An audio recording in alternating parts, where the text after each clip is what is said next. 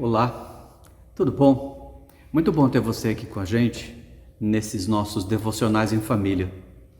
E como é bom podermos juntos crescer através do estudo da Palavra de Deus. Que nesse tempo que vamos ter agora à frente, nós possamos desvendar, como o salmista disse, que Deus nos desvende os mistérios da sua Palavra e assim possamos ser edificados. Então, seja bem-vindo a Devocional em Família.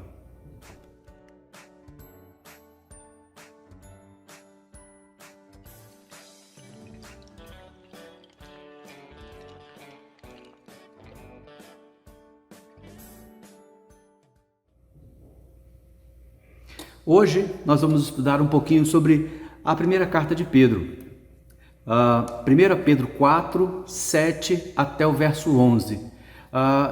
Se nós tivéssemos que dar um título a esse tempo que teremos aqui, seria Vivendo em Face do Fim de Tudo. Vamos ler o texto? O texto diz o seguinte: O fim de todas as coisas está próximo, portanto, sejam criteriosos e sóbrios, dediquem-se à oração. Sobretudo, amem-se sinceramente uns aos outros, porque o amor perdoa muitíssimos pecados. Sejam mutuamente hospitaleiros, sem reclamação. Cada um exerça o dom que recebeu para servir aos outros, administrando fielmente a graça de Deus em suas múltiplas formas. Se alguém fala, faça-o como quem transmite a palavra de Deus. Se alguém serve, faça-o com a força que Deus provê, de forma que em todas as coisas Deus seja glorificado, mediante Jesus Cristo, a quem sejam a glória e o poder para todo sempre. Amém. É um texto muito interessante. E se nós formos observar então o contexto, ele fica mais interessante ainda. Pedro escreveu essa carta aproximadamente no ano 62, depois da crucificação, morte e ressurreição de Jesus Cristo. A igreja vivia uma grande perseguição. Essa carta é endereçada aos dispersos. Logo no começo, ali no capítulo 1, ele já dá essa indicação, que essa carta ela é escrita aos irmãos, aos judeus, aos gentios, aos irmãos, aos cristãos que foram dispersos. E aí ele cita quais são os lugares, Ponto, Galácia, e ele dá outros locais. A igreja na época vivia uma grande perseguição. Todos os irmãos, os judeus, quer judeus, gentios, convertidos a Cristo Jesus, viviam um tempo de grande perseguição sob o domínio do Império Romano, onde Nero tinha todo o poder. Nesse tempo, aproximadamente, foi quando Nero colocou fogo em Roma, e para se livrar da sua própria culpa, ele jogou a culpa nos judeus. Então, de uma forma mais acirrada ainda, a perseguição aos cristãos cada vez mais era maior, mais ferrenha. E é nesse contexto de grande perseguição, de grande sofrimento, que Pedro escreve essas palavras, essas cartas, a primeira e a segunda, aos irmãos cristãos. A visão geral de Pedro que ele tinha ao escrever essa carta era dar conforto e estimular esses irmãos para que eles não parassem a vida dele, para que eles esperassem a gloriosa volta de Cristo Jesus, o Redentor, mas que eles continuassem a vida dele testemunhando de Jesus Cristo, vivendo como verdadeiros cristãos, mesmo em face à perseguição, mas que eles pudessem ter uma vida vitoriosa, obediente à palavra de Cristo Jesus, a palavra do nosso Deus. E é isso que o texto nos diz.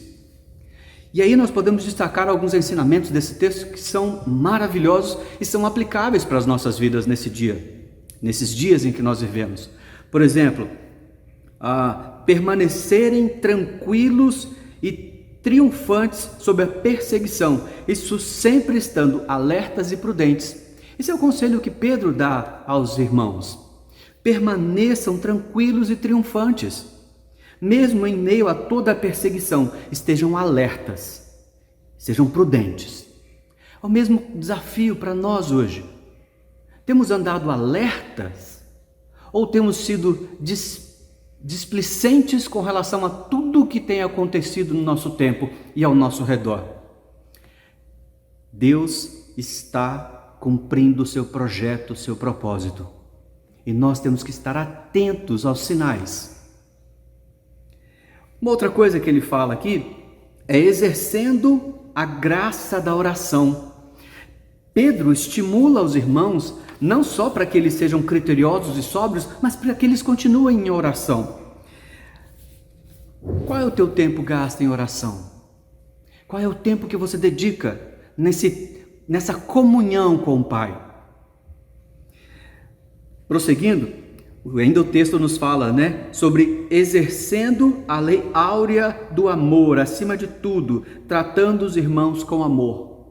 Ou seja, o que Pedro diz aos irmãos é: olha, mesmo em face a toda essa perseguição, continuem a se amar. Tempos difíceis fazem o amor reduzir e se centralizar no eu. É assim nos nossos dias. Percebemos mais do que nunca que o amor, a comunhão, ela tem dado lugar ao que eu quero, ao que eu prefiro, aos meus medos. E o mesmo conselho de Pedro aos irmãos que estavam dispersos é também válido para nós hoje. Devemos amar aos irmãos. E como nós amamos? Somente de palavras? Não, com atitudes, com ações, desenvolvendo-os uns aos outros, que a Bíblia nos exorta, e isso estando juntos.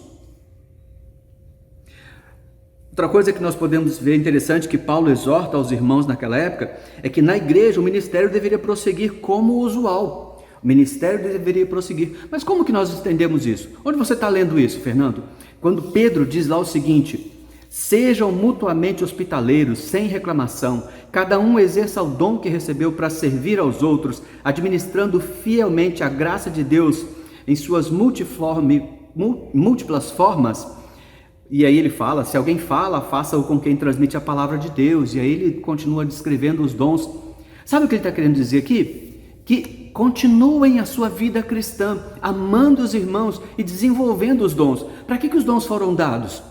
Os dons, eles foram dados para a edificação da igreja, para a edificação do corpo de Cristo Jesus.